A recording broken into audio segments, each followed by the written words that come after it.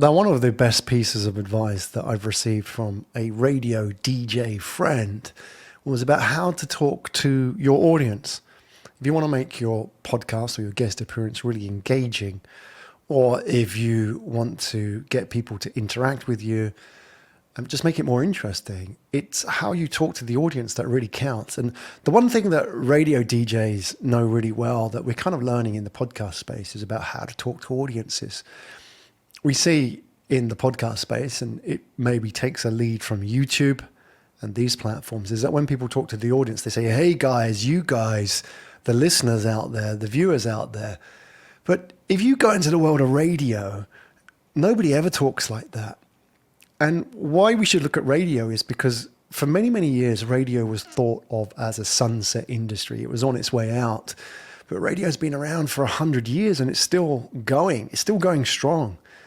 And the reason is because radio knows how to talk to an audience. And what I want to share with you today is how you can do that. And you can talk to your audience, you can engage them, you can create a following, a fan base, and get them to interact with you just by the wording that you use and the mindset that you have when you talk. Key to this is this concept of you. When I talk to you, I'm actually thinking who you are. I've got a vision in my head. I've got a name in my head, an age, a demographic profile. I know what companies that you work for. I know your role. And when I'm talking to you, I'm actually talking to you. I'm not talking to you guys. And if you listen to radio hosts, they say you. You feel like they're actually reaching out and talking to you directly, the best ones. And it's very intimate and it's very authentic. Now, how do you get to that point? How do you get to that sort of intimacy that we want to create in building your thought leadership profile? The key is your audience avatar. And the audience avatar really is the starting point in your journey. I've got a picture here. If you're watching along on the video, if you're listening, then fine, you still won't miss anything. I'll describe it to you. An audience avatar is a pen profile, as they call in the advertising world, of who you're exactly talking to. You know, I remember a radio DJ friend of mine, he got a letter from a listener many years ago, and it had a photo of her in it, and she was a fan. And so what he did, the photo was quite a large photo. He cut this photo up and he stuck her picture on his microphone. And so every time that he went live and talked to the audience, he was actually talking to her. He was looking at her and saying, you. He was reaching out to her directly. And while the language may be the same, there are subtle differences that we feel it. We feel the difference when you know the audience avatar. Many years ago, my background was in sales. And I used to do telephone sales, phoning from the yellow pages back in the day when it was possible to pick up a phone book and phone people randomly and get meetings with them. And one of my bosses said to me at the time is that, Graham, look, you're making all these calls a day, you're making 120 calls a day, but if you really want to improve your success rate, this is what I want you to do. He took out a yellow Post-it, one of those sticky Post-its, and he drew a smiley face on it and he stuck it on my phone. And he said to me, smile. And I said to him, oh, wait a minute, they can't see me smile, so why should I do it? He goes, no, they can't see you, but they can hear it. And it's so important that that comes out in your voice.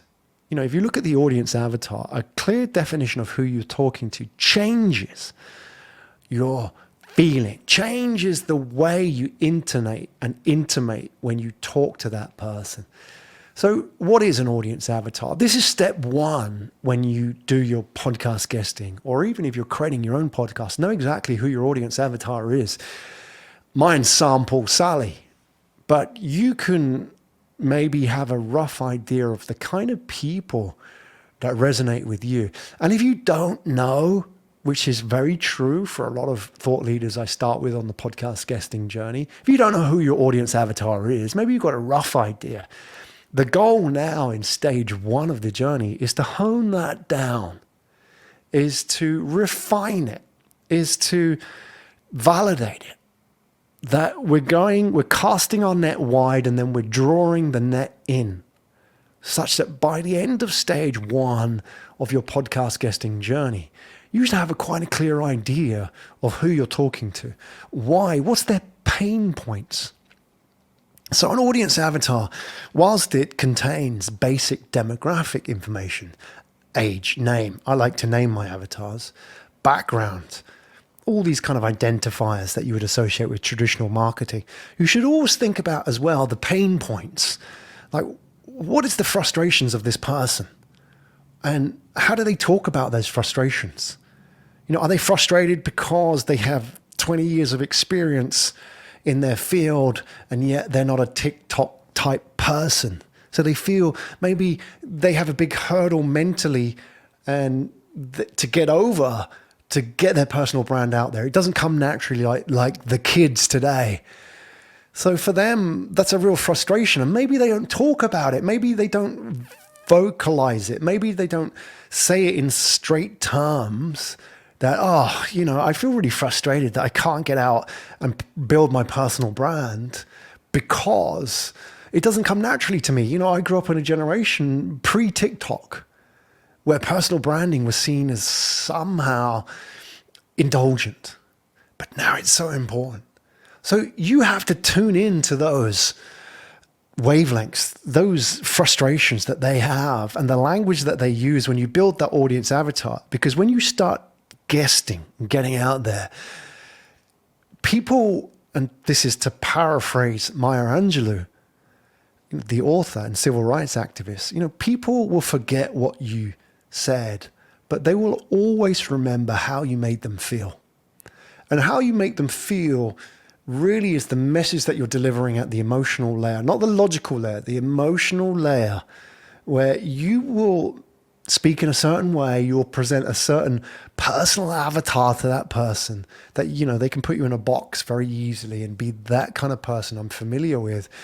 And you will use certain messages and certain talking points that resonate with them. The language that you use will tell them that you really understand their pain point.